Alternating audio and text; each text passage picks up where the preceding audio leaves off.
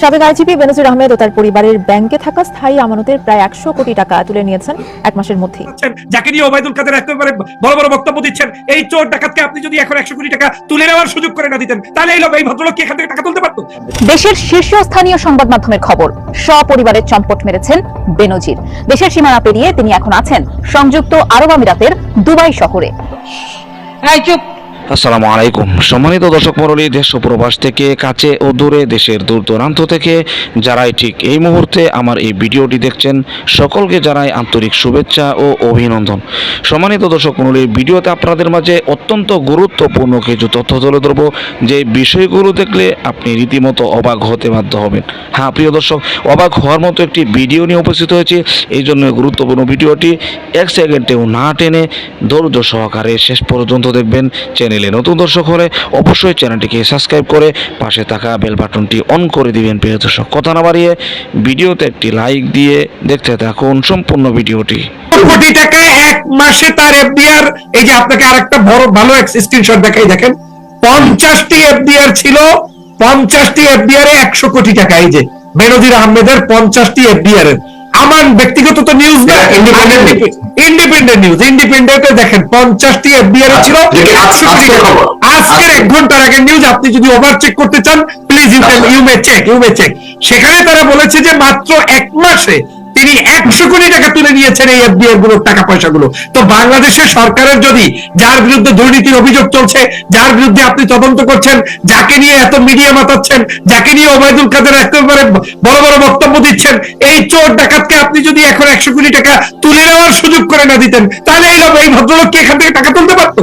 তার মানে এই জিনিসগুলোই হচ্ছে নিঃস্বার্থ ধোঁকাবাজি। একদিকে বিচারের প্রহসন চলবে, অন্যদিকে বিদেশিদেরকে দেখাবে, অন্যদিকে যাকে নিয়ে এতদিন খুন করিয়েছে, গুম করিয়েছে, আয়নাগর করিয়েছে, র্যাবের ক্রস ফায়ার দিয়েছে, মানুষকে অনাকাঙ্ক্ষিত ভাবে শাপলা চত্বরে হত্যা করেছে, বিভিন্ন জায়গায় গুলি করেছে, হত্যা করেছে, সেই বেনজিরকে আবার করে দিচ্ছে, এবং সেটার প্রমাণ আপনাকে মাত্র দেখালাম। অতএব আওয়ামী লীগের এই সকল ঝাড়িঝুড়ি, অগণতান্ত্রিক পদ্ধতির কর্মপদ্ধতি, এগুলো কোনোভাবে কেউ ফলো করলে গণতন্ত্রের বিজয় হবে না। গণতন্ত্রের বিজয়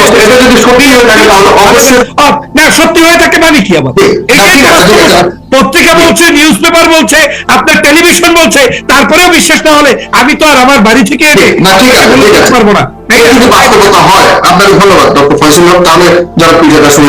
মানে আপনি কিভাবে মনে করেন যে সরকারের প্রশ্রয়বিহীন এটা করা সম্ভব? সরকার বলতে আমি বলছি যে অবশ্য ব্যাংক মনিটরিং করছে সরকারের একটা কর্তৃপক্ষ, প্রত্যেকটা ডিপার্টমেন্টের মনিটরিং তো সরকার থাকার কথা।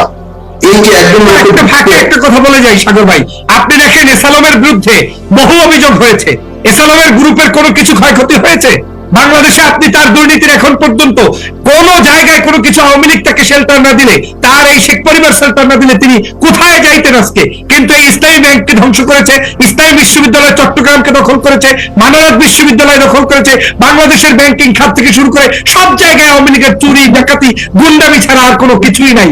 এই যে একটা রাজকতা চলছে, অরাজক পরিস্থিতি চলছে, এর মূলে রয়েছে আওয়ামী লীগ। এখানে কোনোদিন আপনি সুষ্ঠু সুন্দর কোনো বিচার পাবেন না। এটা তাদের মতো, তারা যাই ইচ্ছা তাই করবে, তারা রাজ করবে।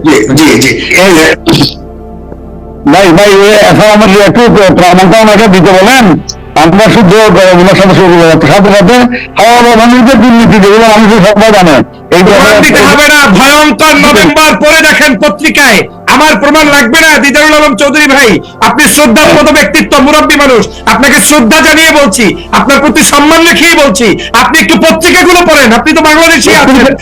দেশের শীর্ষস্থানীয় সংবাদ মাধ্যমের খবর, সপরিবারের চম্পট মেরেছেন বেনজির। দেশের সীমানা পেরিয়ে তিনি এখন আছেন সংযুক্ত আরব আমিরাতের দুবাই শহরে।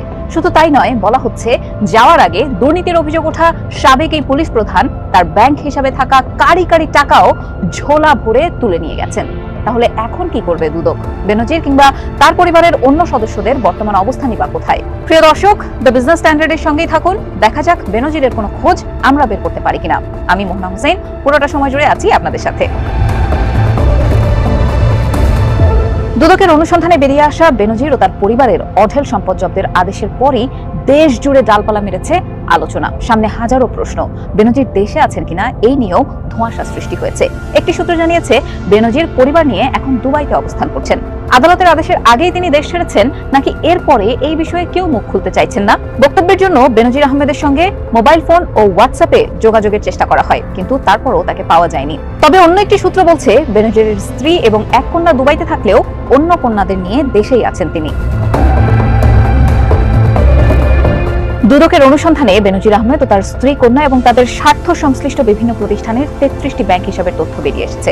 দুদকের আবেদনের পরিপ্রেক্ষিতে গত 23 মে এগুলো ফ্রিজ করার আদেশ দেন আদালত, কিন্তু ওই আদেশ কার্যকরের আগেই বিভিন্ন আমানত হিসাব থেকে নগদ টাকা তুলে ফেলা হয়েছে কিংবা অন্য কোনো ব্যাংক হিসাবে সরিয়ে ফেলা হয়েছে বলে তথ্য পাওয়া গেছে। অ্যাকাউন্ট ফ্রিজ হতে পারে, বিষয়টি তিনি আগেই জেনে গিয়েছিলেন নাকি ধারণা থেকে সরিয়ে ফেলেছেন তা এখনো নিশ্চিত হওয়া যায়নি। একই সঙ্গে এসব অ্যাকাউন্টে কি পরিমাণ টাকা ছিল সেটিও জানা যায়নি। বেনজিরের সম্পদের বিষয়ে যেসব সরকারি সংস্থা খোঁজ খবর রাখছে তাদের মধ্যে একজন ঊর্ধ্বতন কর্মকর্তা বলেন, গত সপ্তাহে তার অ্যাকাউন্টগুলো ফাঁকা করা হয়েছে। এর আগের অভিজ্ঞতা থেকে দেখা গেছে যখনই কেউ বুঝতে পারেন যে তাকে ধরার চেষ্টা চলছে তখনই তিনি টাকা সরিয়ে ফেলেন। অবশ্য টাকা তুললেও নগদে রেখেছেন নাকি অন্য কারো অ্যাকাউন্টে জমা রেখেছেন সেটি বের করা সম্ভব। ব্যাংকের কয়েকজন কর্মকর্তার সঙ্গে কথা বলে জানা গেছে, সাধারণত ডকুমেন্টের ভিত্তিতে কাজ করে ব্যাংক, ফলে সুনির্দিষ্ট আদেশের কপি ছাড়া মৌখিক কোনো তথ্য কিংবা গণমাধ্যমের খবরের ভিত্তিতে কারো অ্যাকাউন্ট থেকে টাকা তুলতে বা হস্তান্তর না করতে দেওয়ার সুযোগ নেই। কেননা আদালত কারো অ্যাকাউন্ট ফ্রিজের আদেশ দিলে পরে স্থগিতাদেশও দিতে পারেন। এসব ক্ষেত্রে কোনো ব্যাংক টাকা তুলতে না দিলে ব্যাংকই বিপদে পড়বে। বেনজিরের বিষয়ে আরেক ব্যাংক কর্মকর্তা বলেন, সাধারণভাবে এই ধরনের ব্যক্তির বিভিন্ন পর্যায়ে নিজস্ব লোকজন থাকে, ফলে গোপনে বেনজিরকে তথ্য দেওয়া হতে পারে। আবার পত্রিকায় লেখালেখি এবং দুদকের কার্যক্রমের ফলে এমনিতেই তিনি টাকা সরিয়ে ফেলতে পারেন। সাধারণত এসব ক্ষেত্রে নগদে তুলে বিশ্বস্ত কারো কাছে এগুলো রাখা। প্রিয় দর্শক, আশা করি সম্পূর্ণ ভিডিওটি দেখলেন। ভিডিও দেখে অবশ্যই বুঝতে পেরেছেন যে বিষয়গুলো সম্পর্কে আলোচনা করলাম, আপনাদের মাঝে যে বিষয়গুলো তুলে ধরলাম। এই বিষয় সম্পর্কে আপনার কোনো মতামত থাকলে অবশ্যই আপনার মূল্যবান মতামতগুলো কমেন্ট বক্সে জানিয়ে দিবেন।